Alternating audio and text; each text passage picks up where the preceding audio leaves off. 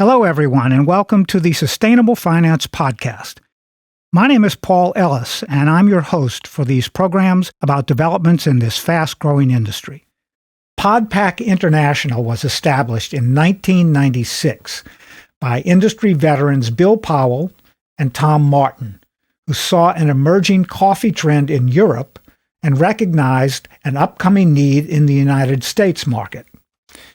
Matthew Martin is the second-generation VP of Innovation at Pod Pack and my guest in today's Sustainable Finance Podcast episode.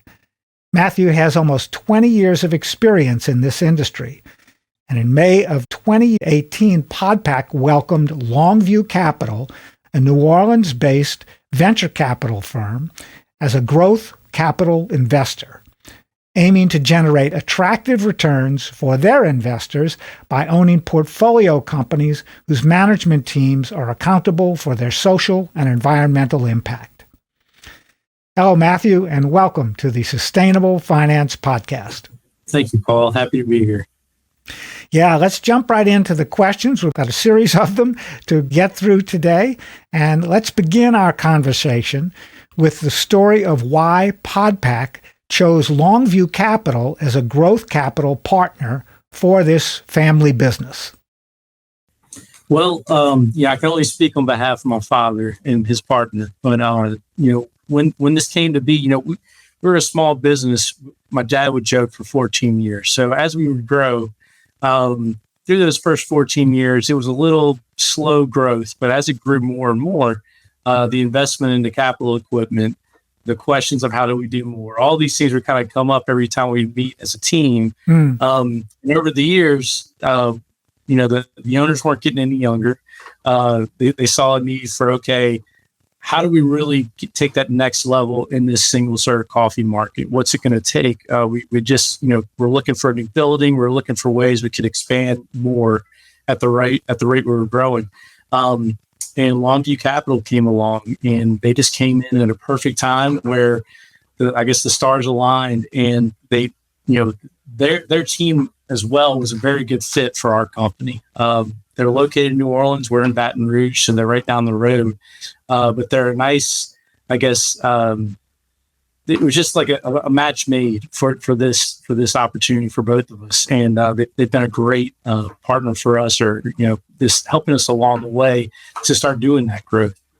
So now, Matthew, did they come looking for you, or did you go looking for them, or did you meet at a conference or something like that? Because venture capital firms have all kinds of ways of finding new companies to invest in. Right. Well, my father's a big he's a big believer in relationships. And I believe it was one of his, relationships that knew of LongueVue, and maybe, over discussions, we're always open to listening to those kind of ideas. And a trusted colleague of my father, said, hey, LongueVue could be a good, match. I'm not sure if LongueVue was asking or if we were searching. It was just one of those things where it worked out to where, a trusted colleague of my father's was what kind of started the introduction. And then they did their due diligence, and that's how it came to be. That's terrific. I'm really glad that you're working with them. Trent Romer, who we've done a podcast episode with last year, and he actually introduced us, right? So one of the things that I've noticed on your LinkedIn site that you're doing is that you're doing a workshop on compostable coffee packaging you can feel good about at an upcoming trade show. I believe it's the Private Label Trade Show next month in Chicago. So how is your product message being received by retail and wholesale vendors in the industry at these types of gatherings when you start talking about circular economy issues? Right. Well, the interesting thing is working with these retailers is kind of new for us. Typically, we're working just with a coffee brand that's working directly with the retailer. But we're seeing, the retail markets growing in their own private brands, and we've been more interested to see how they have their own sustainability goals. And I just recently went to another conference this past week in Phoenix, the Velocity Institute, and just hearing how important their sustainability goals are. And sustainability can be such a broad term, as you guys know. Right. It's either, right, is it this, what you do as a company, what you do in the social aspect of things? And for Pod Pack, it's been, what can we provide as a packaging solution to help support a certain scope or a certain goal?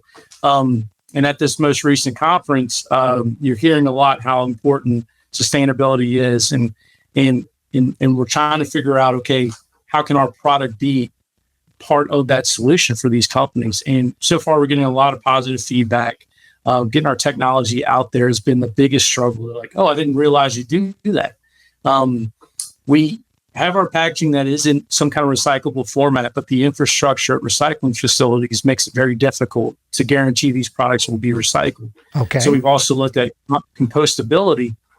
And so we're trying to help educate the retailers, trying to work directly with composters, trying to work the whole full circle loop instead of saying, here's a compostable solution, good luck, and walk away. We're actually saying, hey, here's a solution. Here's local composters that'll work and take this solution. And how does it affect the current scope that you're looking for your sustainability goals? And so far, it's been very positive feedback. We're taking, a walk, we can't run approach, right? So we're just trying to get more information, how to work together to provide these solutions, because it's not going to just be one person of this whole piece is going to solve it. It's going to be all of us working together, collaborating. Education, I think, is very key in this environment as well. So staying on top of what is going on in the industry, but also at the state and federal levels, and just making sure we're not greenwashing. That's our biggest goal, is to provide a solution that the retailer or whomever feels very confident about. So we will be at PLMA in a few weeks, and that's an opportunity for us where we hope to get in front of more retailers and other brands to see, hey, is this something we can provide to you in your company to where you feel good about and work together to meet your goals? It's interesting that you brought up the whole idea of greenwashing, Matthew, because, of course, your employees are key to this process. But how is your focus on innovative, compostable, and circular economy packaging being integrated into the company's employees' understanding and point of view regarding social and environmental impact? Yes. So, the thing about compostable packaging, what we've come to find, because we've been working on these solutions since 2019, 2020, there's not a lot of, quality equipment to make sure these products are going to maintain the same quality. There might be existing equipment from the past for traditional materials that would say, okay, this is a good seal, this is good, these are good parameters you want to stay in. So over this time, we've had to develop other standards and our own kind of quality metrics and testing procedures. So with that, we're using more terms internally that we may have never used before. So that's given them a nice sense of pride, I guess, to help develop these solutions that weren't necessarily just out in the market easily to do. So in that, they've generated. So what does this mean for compostability? What does that mean? So we're educating our team internally. How can we even possibly do these things at home, or how can we actually do things better? I guess since we're working on these products, down in Louisiana, we might be a little behind on some of these things. So it's been real interesting conversations about what does it mean that it's compostable. I think, there's been a lot of teamwork being developed on how we can, work together to make these solutions happen. So that's one thing that we've always been real excited about at Pod Pack, are these challenges, these innovations that we come up with. They're good opportunities for us not, to continue being experts in the industry, but they're good opportunities and projects for us to grow as a team. And, the more we look into this saying, because as a co-packer, you're just like, okay, I want to provide a solution that's going to be more sustainable. Mm-hmm. Some of the feedback we're getting from our potential customers are, okay, what are your goals? So it's letting us look in the mirror and say, okay, how do we provide some of our end goals? And that's going to be some real fun things I think we're going to do with, especially the social.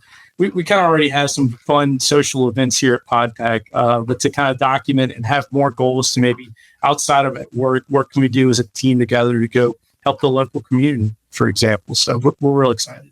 That's great. So give us a couple of examples of those types of activities that you've introduced for your employees and for the community that that you work in, that might be educational related to sustainability. Do you have a couple of thoughts on that?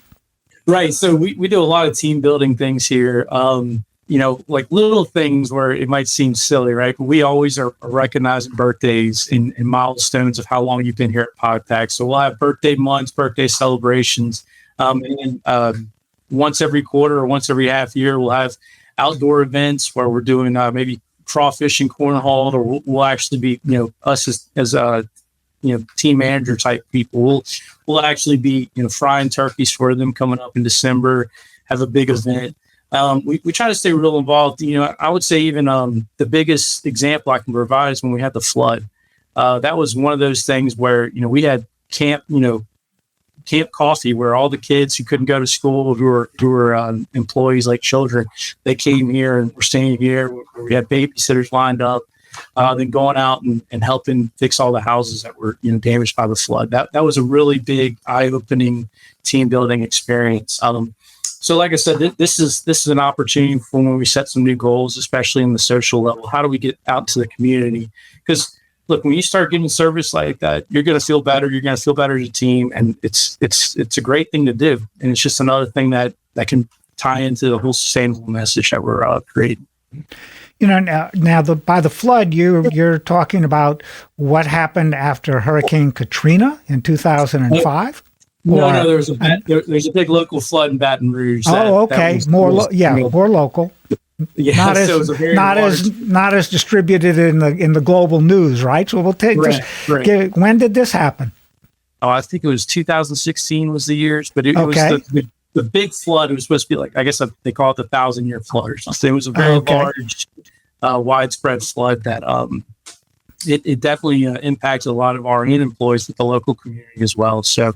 It was just one of those events. You're talking about things, Matthew, that all of the technology companies, the digital technology and AI companies that we work with and know through our work in the industry do many of the same kinds of social impact and community impact activities where they live and work, and so it's really a process of community building and team building within a lot of sustainability focused companies like yours that bring this to their own neighborhoods and their own communities. So congratulations on that, and keep that going. That's really important. So tell our followers about your experience of working with LongueVue Capital as a growth capital investor and partner in your business.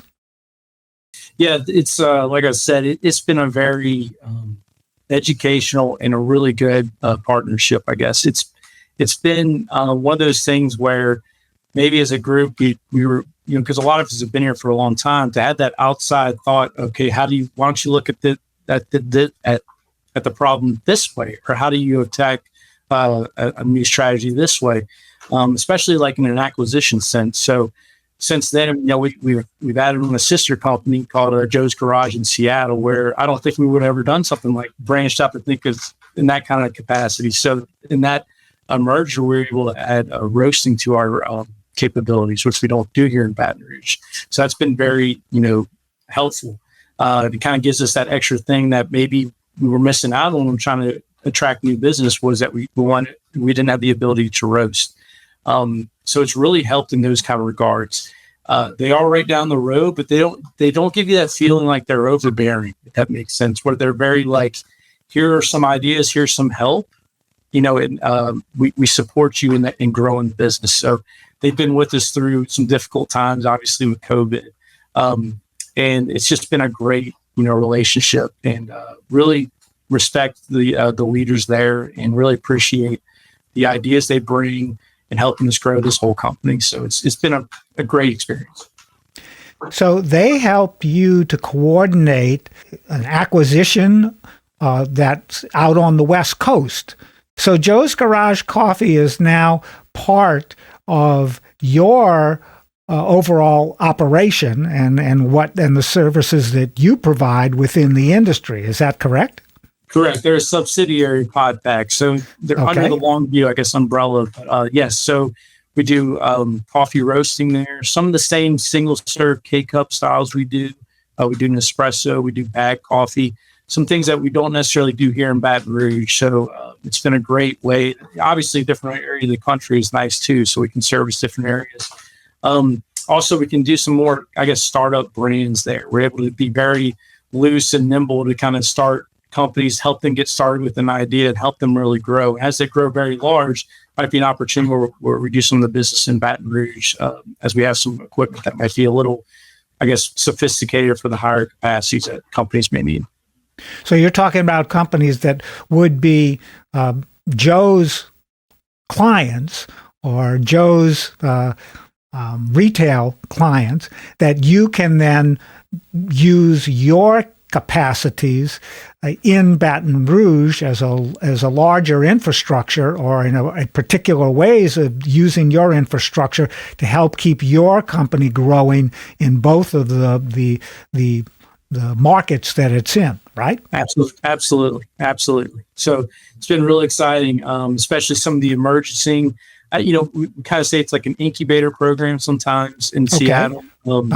That's not all we do over there. We do multiple, not just the startup kind. It's as they grow, and this is just that another option as they grow even larger. There are opportunities we can do to help them in Baton Rouge, and share products across the board to really be a true provider. Roasting coffee in Seattle and blending it here for certain customers. We try to just branch out to provide more solutions for any customer.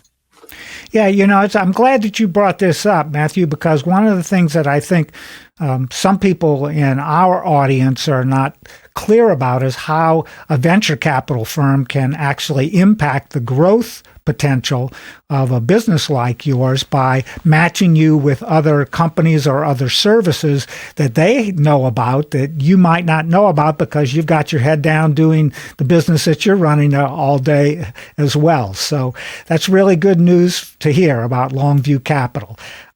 And so let's talk just for a moment about what you see the future of this business is from your perspective as a key member of the management team, and where you think all of this is going and from a sustainability perspective over the long haul.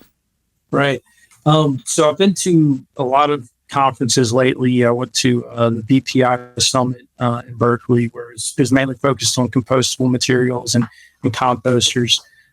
Recently went to the Velocity Institute Sustainability Summit.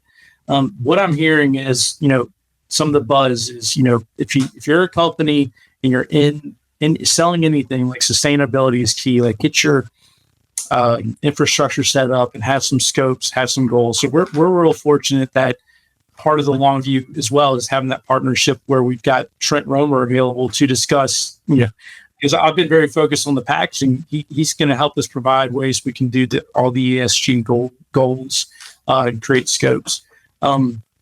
What I see, I guess, going forward is, making sure companies have those goals themselves, but also how can you affect other companies' goals and their scopes? What does your product bring? So I think that's going to be very important. Also to think the infrastructure for sustainability is a great way companies can invest. I believe there's a lot of things going on in the news right now. I just read, I think New York, I know Vermont, they're mandating, food has to be compostable. So I think there's going to be areas of the country where they're going to need to start building up that infrastructure for composting facilities, pickup programs, and whatnot. And that's what I hear a lot about when I've talked to haulers and composters that are currently out there. They just need more infrastructure, more investments to help support the growth that's coming. And I believe we all jumped in a time machine and popped out in 10 years. I believe all these items would be that. I think the majority of items would either be recyclable or compostable. So I think now is a good time. It's got the same feeling, I would say, 10 years ago in single serve coffee, where when this company started in 1996, and the two owners said, "Hey, we're going to do single serve espresso." I'm sure a lot of people around were like, "What are y'all talking about?" Right? So it's been as that grew, and I would say 10 years ago is when that lever really started moving. It's got that same feel right now when I talk to composters, when I talk to even recycling. It just seems like not really sure how it's going to happen, but you get that feeling like we're at the beginning of where people have been working in this environment for a while, but they're about to get to another level, and that there's going to be a large scale. So I think the infrastructure for sustainability is going to be key. That's so good to hear, Matthew, from the perspective of a key player in the consumer markets, because one of the things that everybody is always all excited about, but also very leery about, in some respects, is all of these digital types of platforms using AI, et cetera, et cetera. And there's a large part of our population that doesn't really understand how that stuff works. But I think they can relate much more clearly to a company like yours. You're providing products and services that they use every single day, and they probably, a lot of people know about how you put your work together because they have similar processes in their businesses. So, Matthew, listen, where online can our followers of the Sustainable Finance Podcast learn more about Pod Pack International, and how can they contact you with questions about the topics that we've discussed in today's episode? Yeah, absolutely. I'm on LinkedIn, Matthew Martin at Pod Pack, so I can provide a link or an item to help with that. At our actual website, if you want to learn more about the Compostables product, it's at podpack.com/compostables. So that's an actual landing page where we can discuss, you can get more information, provide an inquiry if you want to learn more about it. So there, those are the best ways to get to know more about the product. I don't know if you provide emails. I don't know on Gary, but so. Well, we don't send email, but we do have the capacity to link any reports or any public relations materials to our distribution networks, and we'll be glad to do that if you want to send us any links to do so. Okay, we'll do. Matthew, it's been great talking to you today. I'm Paul Ellis, and this is the Sustainable Finance Podcast.